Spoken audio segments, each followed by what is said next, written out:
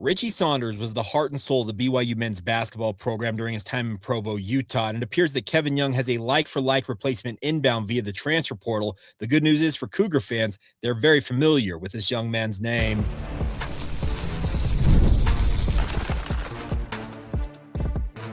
You are Locked On Cougars, your daily podcast on the BYU Cougars, part of the Locked On Podcast Network, your team every day.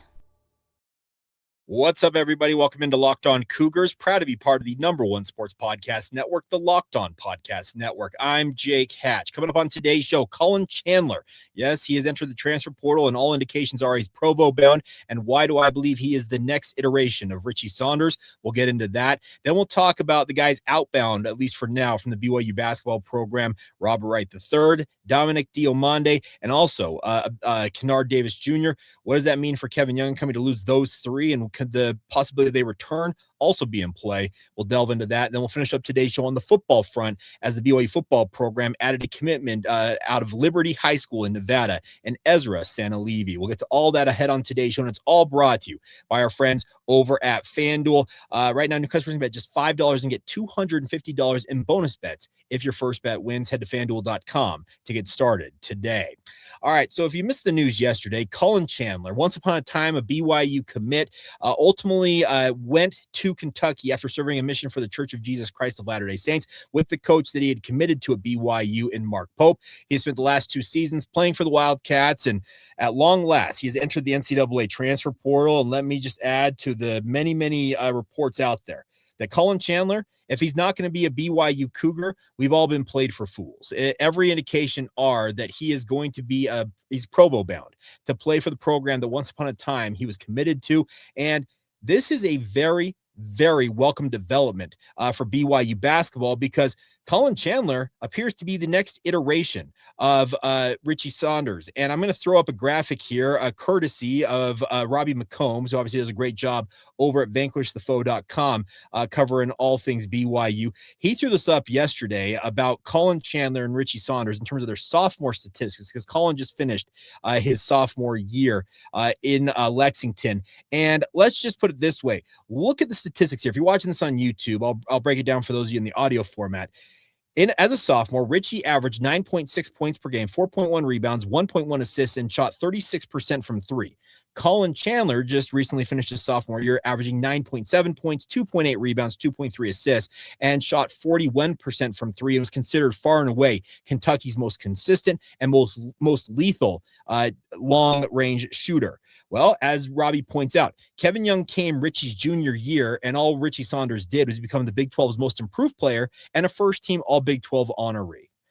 So, does that mean that we have the next iteration of Richie Saunders inbound to BYU? Well, I sure as heck hope so, because that would be a major coup for Kevin Young and company to get a guy like Colin Chandler. And there are multiple boxes here that Colin Chandler checks in terms of what BYU is looking for. I talked about it earlier this week if you're an everydayer of this podcast, and I would highly encourage you guys to be just that. Talked about the fact that BYU and Kevin Young have been unabashed in saying that they wanted more consistent shooting via their transfer portal additions. Well, when you shoot 41% from three in the SEC, one of the top 3 leagues in college basketball, that is as consistent as it probably gets, and it's high volume, 178 attempts, if I recall correctly, making 73 of them.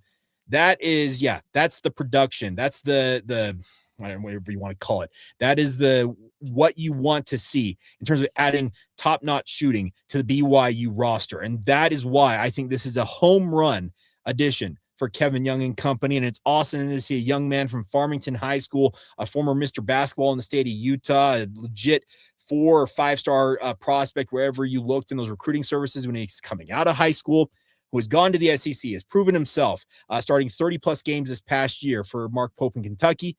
Now he comes home, and if he can take the same type of a leap as a junior that Richie Saunders did, man, we could be in for some very, very fun things this fall. And I think that guy like Colin Chandler, his ability to adapt to whatever role is necessary for him was something that I really appreciated watching from afar of what he did at Kentucky with guys like Bruce Branch and Dean Ruckert inbound. And who knows what the status of Rob Wright or Kennard Davis are going to be. We'll talk about them here momentarily.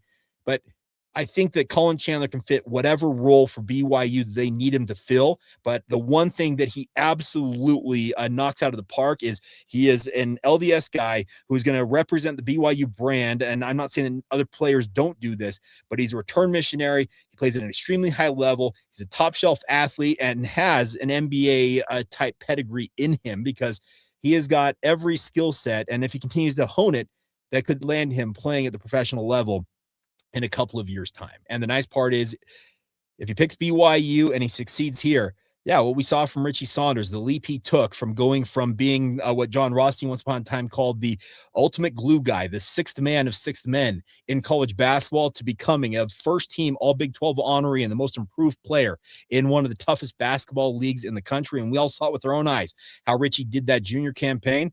That should excite you if Colin Chandler can take a similar type leap at BYU. And I also expect that with the dearth of talent on BYU's roster currently, that a guy like Colin Chandler is already looking at it saying, hey, there are FGAs, field goal attempts ready to be had, assists. There is opportunity, ample opportunity to play at a high level. And I think he would pair very well with Bruce Branch, Dean Ruckert, and like I said, whoever else they add to this roster, whether the guys retained from last year or guys that they add during this portal cycle. But I really, really like the addition of Colin Chandler to the BYU roster. And I'm saying that before it's even official, but I'll be very clear. I'll reiterate my sources, much like everybody else's sources, are saying that Colin Chandler is BYU bound. And let's also acknowledge a spade for a spade. It is going to cost BYU. NIL is obviously a factor here. And a guy like Colin Chandler probably got paid pretty handsomely at Kentucky, but he's not going to take a hometown discount in my mind to come back to Provo and play. But the nice part is everything I've been told about BYU's booster base is they're more than happy to fork over whatever cash is necessary to get young men of the talent of a guy like Colin Chandler's ilk.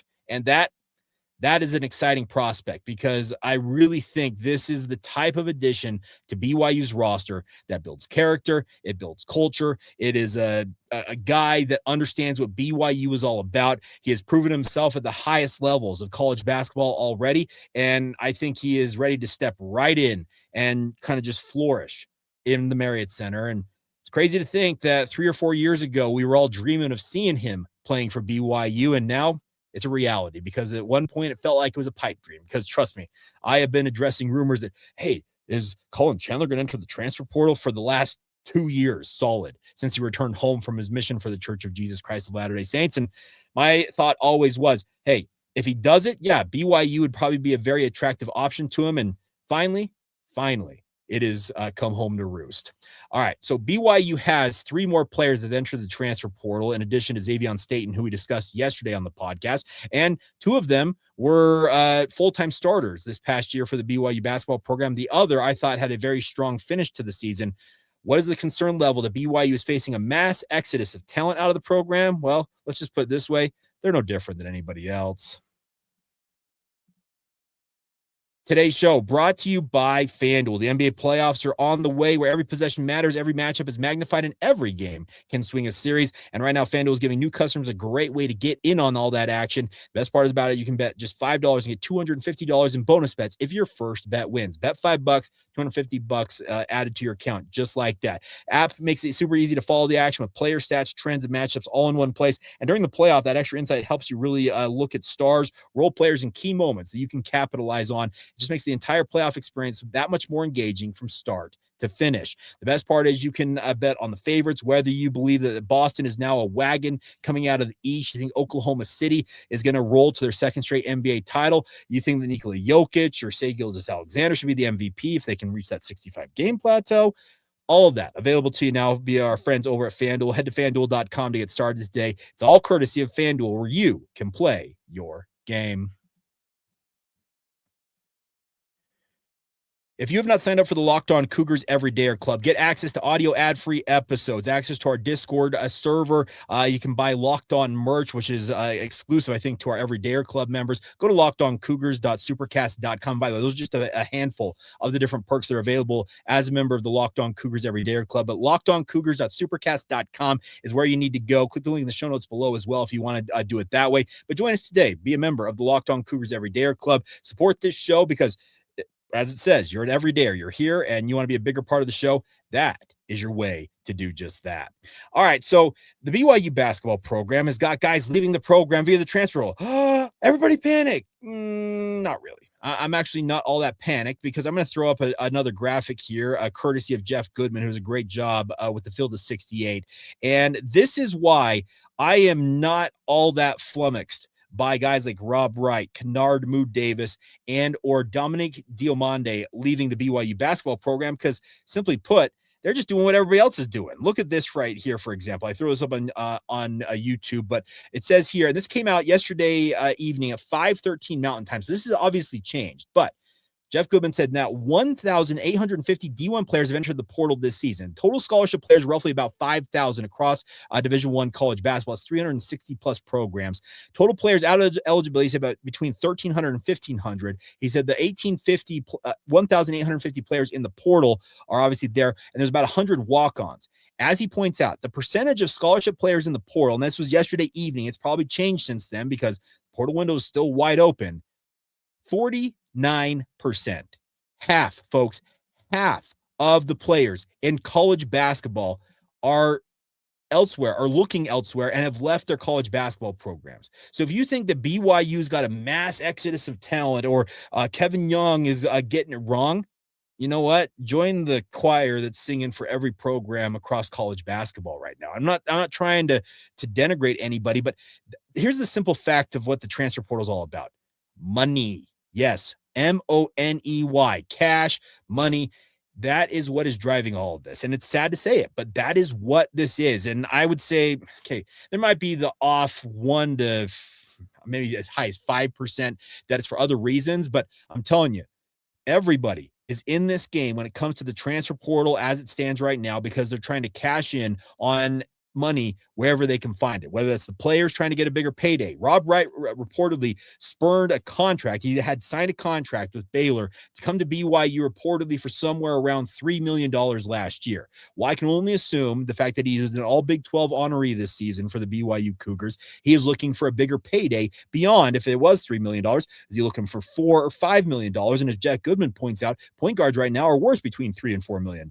So Rob Wright, he is just doing what the market essentially necessitates and engaging what his value is. Big men, speaking of centers, apparently can make $5 to $6 million. There is so much money flowing in college sports. And by the way, those are just the top end guys. So let's be very blunt that it's going to be hard for the lay college basketball player from a mid-major program to make, $1 to $2 million. But if you're a top 20 type player in the portal like Rob Wright is, yeah, you can cash into a big degree. And Rob Wright did it once before, spurring a program that he originally committed to and deciding to go elsewhere. So should we really be all that surprised that he decided to hit the portal? I've had strong indications for multiple weeks now that Rob Wright's agent or his representation have been shopping him, essentially trying to gauge his value on the open market. Now he's officially on the market and thereby can really get hard and fast offers. And so don't be all that upset that BYU players are not in it for anything other than money because, let's be blunt, the agents, the parents, the handlers, they're all in it for the money. I know that that can irk a lot of people, and trust me, it turns a lot of people off to what the current state of college athletics is, but you got to acknowledge a spade for a spade, and that's what it is. It is a market right now, and it is driven by the almighty dollar. And it's sad to say because love for the game, love for a program, wanting to represent the brand, it doesn't really exist. And it's sad to say that it's come home to BYU. I have talked in the past about BYU football, in my opinion, being one of the most portal-proof programs in college football because I do think that Kalani Sitake is very blunt about young men. He said it multiple times to us in the media. If you're coming to BYU to play football here and you're in it just to be a mercenary and to collect a game check, he doesn't want you in his program. I don't think that Kevin Young has a different philosophy on that. I'm sure he would love to have program guys, but in college basketball, more than college football, the market is driven by, we're talking zeros and we're talking seven figures, the amount of money flowing through it.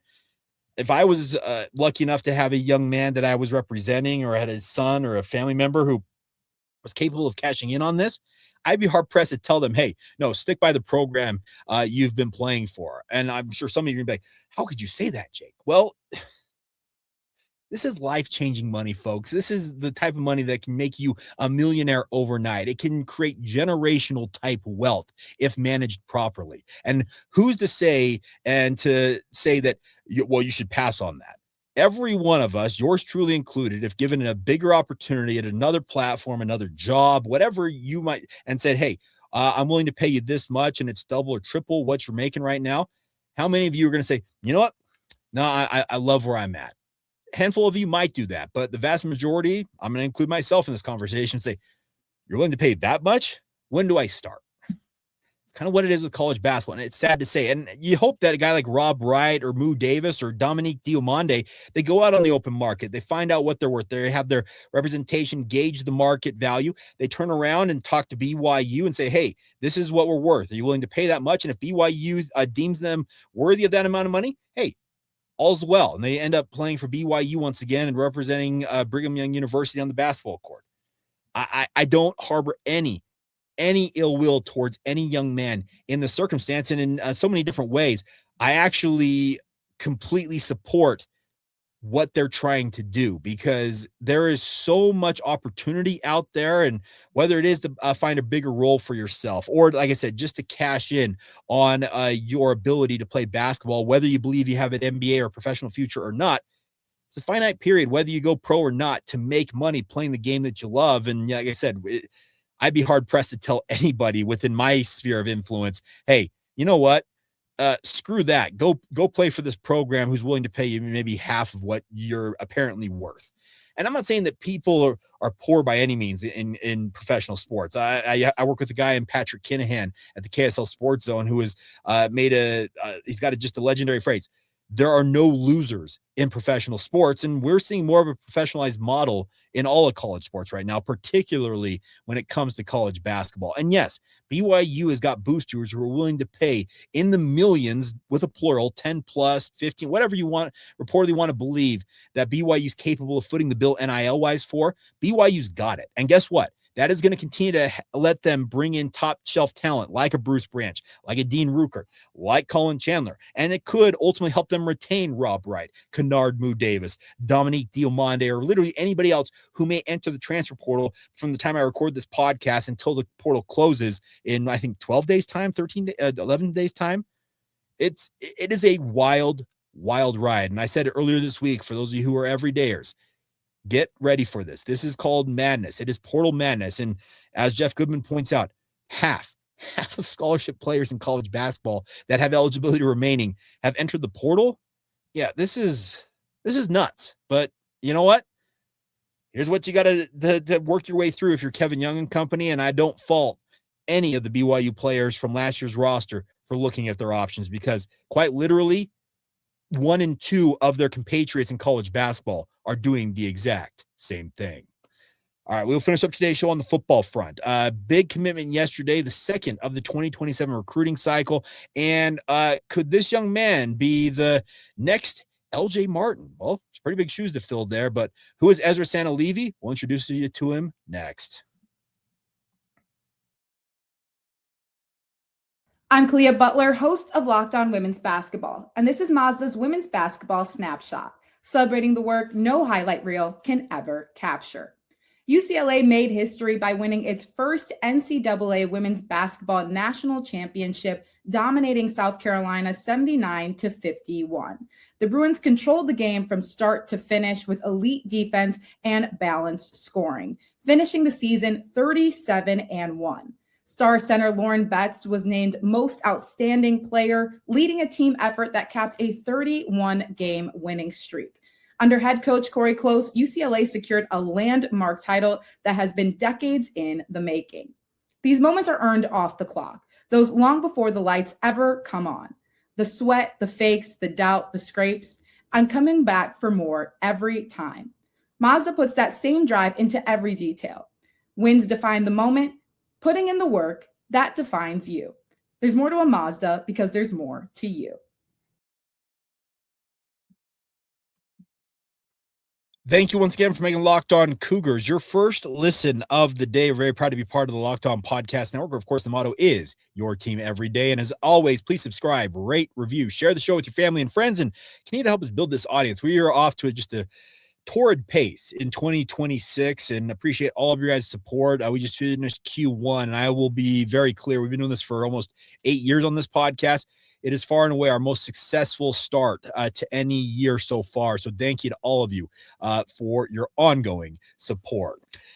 The BYU basketball program got off to, a little bit of a slower start than they typically do when it came to their 2027 recruiting cycle. But I have talked about the fact that BYU has been very clear that they want to find the right fits, and it's more quality versus quantity when it comes to being a program in BYU that they legitimately have aspirations of playing for a Big 12 title. They want to play in the college football playoff, and they want to have sustained success at or near the top of the Big 12 conference. Well, guess what? That requires pretty darn good talent that you bring into this program. And BYU landed their second commitment of the 2027 cycle yesterday. And Ezra Saneli out of Liberty High School in Nevada. If Liberty High School sounds familiar, it should. It is actually the high school that Kai Nakua, the oldest of the Nakua brothers, played at before the Nakua family moved to Utah and then ultimately saw guys like Puka and Tei, who is currently on BYU's roster, play at Orem High School. But Kai was a star at Liberty High School, playing some DB and quarterback before ultimately becoming one of the more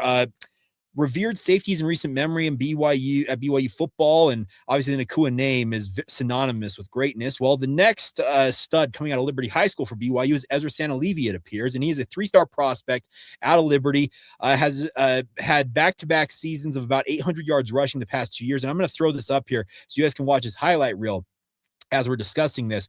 But the thing about this is Ezra shows, I think, all of the skills that BYU running backs coach Harvey Unga values in his running backs, that namely being he's a big body, because they list him at 6'2", or excuse me, sorry, not 6'2". Harvey Unga is 6'2", 5'11", but he's listed between 210 and 215 pounds. And as you watch his highlight reel, and if you're listening to this on YouTube, you're going to see, if you want to go listening on the audio format, you can go to YouTube and check this out, or just Google his highlight reel. You see a young man that has a very good vision. And that's one thing in BYU's run game, their concepts, the outside, inside zone concepts. Running backs have to have elite vision to obviously set up the holes that are being created by BYU's offensive line. Obviously, they will run some power every so often, but more often than not, when it comes to zone running, you obviously see the offensive line surge one way, and then you're kind of knifing your way through the first seam that obviously opens up. And that's the type of game that Ezra Saneli shows here. He's a big-bodied back, which is exactly what guys like Tyler Algier and LJ Martin currently are. And as an 86 rated prospect, he's obviously not a top tier running back, but shows plenty of ability, I think, to fit into what BYU's construct is. And let's also talk about the fact that LJ Martin, he is going to be done after this season. He has a shot, if he goes over 1,300 yards this year, of being the all-time leading rusher in BYU football history. And I hope he accomplishes that. But after he leaves, there is going to be a void that BYU will have to fill at running back. And that is where I am interested to see if a guy like Ezra Saneli, even though he'd only be a freshman, can step in and be in the mix for that. Sione Moa, who's been expected to be the Batman to LJ's Martin this year. He will obviously be expecting, in his mind, I think, to be the next bell cow back for BYU. But also Devon Eka, who is already enrolled at BYU. I'll tell you, he went to high school literally down the street from where I live at Lehigh High School, and I love his skill set. There are talented running backs on BYU's roster, and I've just named 3 of them there, including Ezra Saneli here, who are going to be expected to compete for playing time next season. But the nice part is they'll be given every opportunity to do just that. And I think that Saneli's skill set, it fits exactly what the mold of what Harvey Unga and the BYU offense under Aaron Roderick's direction have asked for from the running backs in eras past. So, I like this pickup. I really do. I think it's a savvy pickup, and this is a guy that Harvey Unga has been chasing for quite some time. Reportedly, according to guys like Jeff Hansen, somewhere around a year in terms of what they've been doing and trying to find guys out there on the market in terms of running backs. And when you scout guys as heavily as BYU does typically, because they're thorough. Let's just put it this way. They're very thorough in what they do in terms of going about finding the athletes that they bring into their program. And I absolutely think that this is the type of fit that, while it may not be, like I said, a 5-star prospect, these are the type of guys that BYU has made hay on for the entirety of Kalani Sitake's tenure. I'll reiterate a point I've made multiple times on this podcast for any that are new. Often BYU's brought in 2-3 star prospects during Kalani Sitake's tenure, and they have ultimately ended up getting 4 and 5-star production out of those players. None bigger than a guy like Tyler Algier, who was essentially a star prospect. Anyways, I think he was 2 stars when he ultimately got to BYU as a walk-on and emerges as an NFL running back and figures to be a starting running back this year for the Arizona Cardinals. So you can accomplish a lot of things at BYU, and I think that's the selling point for a guy like Ezra Saneli, is he's looking at what BYU has done with their running backs, the Jamal Williams, the Tyler Algiers. LJ Martin is on his way to the NFL as soon as next season, and I'm sure Ezra is thinking in his own mind, hey, I'm the next guy. I've got next, as the young bucks like to say out there. I'm going to BYU, and I'm going to emerge on the other side as the next star back in BYU's offense, and we've seen a lot of really good running backs play at BYU in the last 10, 11, 15 years, and even all the way going back to his position coach and Harvey Unga. Played is a relative. I got the opportunity to line up across from Harvey Unga in high school football, and I can tell you just what Harvey was in high school was already downright elite, and what he became at BYU took it to yet another level. And he's looking to find the same type of guy or guys that he was for BYU, the guys he's coached, obviously, in Algier and LJ Martin. And yeah, I'm sure the BYU's not going to rest on their laurels and think, hey, we're good here, because they understand that they have to continue to add talent continually to the pot. And that's just the name of the game in competing in the Big 12. And this BYU football program, they have transformed themselves seemingly overnight into a Big 12 contender. And yes, NIL has played a role. The transfer portal has played a very big role for BYU as well. But the nice part is the culture, what BYU has done, the track record of success, the consistency value that Kalani Sitake, Aaron Roderick, even Harvey Unga deploy out there shows that, young men, if you come to BYU and you buy into what the Cougars are doing and essentially follow the process that BYU is, the tried and true process that BYU has established here, yeah, you're going to be on track to have some good success, if not outright incredible success. This BYU football program harbors no illusions of saying, hey, we want to, they legitimately think they can believe that. Let me restate that. They believe they can legitimately compete for a national championship, and they have every expectation of breaking through and playing in the college football playoff. While they may not make that run this year, they are building towards what they believe can be a annual Big 12 contender, if not a national title contender. And it does take time. It does take bringing in top shelf talent. But hey, the nice part is Ezra Saneli, if BYU signs off on him and the way that they've gone about bringing in running backs of recent memory, the stars that they've had, yeah, that should excite you of what Ezra Saneli's potential is, because what they've proven, at least with the BYU football program of late, is they can find stars seemingly anywhere. And like I said, make them stars in Provo, Utah. All right, that is going to do it for today's edition of the podcast. As always, thank you for making Locked On Cougars your first listen of the day. If you are a true everydayer and you want to be part of the Everydayer Club, lockedoncougars.supercast.com is the place to go to sign up for that. Coming up on tomorrow's show, well, here's the deal. I talked about earlier this week, missions could be impacted by the executive order that President Trump issued, but there is a caveat to all of this that the NCAA is already digging into. We'll discuss a little bit about that. Also, a changing of the guard with BYU women's gymnastics as Guard Young exits the BYU women's gymnastics program. We can get into that as well. And as always, thank you for being here and making it a part of your day. Follow the show on social media, Facebook, Instagram, or Twitter. Locked On Cougars is the handle to search for. If you want to follow my personal work, Jacob C. Hatch is the handle there. And for those of you on video, we're going to send you over to the first ever 24/7 National Locked On Podcast Network YouTube channel for more great Locked On content there. Or if you're listening on audio, go make Locked On College Basketball, Locked On College Football, Locked On Big 12. Just make one of those shows your second listen of the day. And as I always say, come back tomorrow and be an everydayer right here on the Locked On Cougars podcast.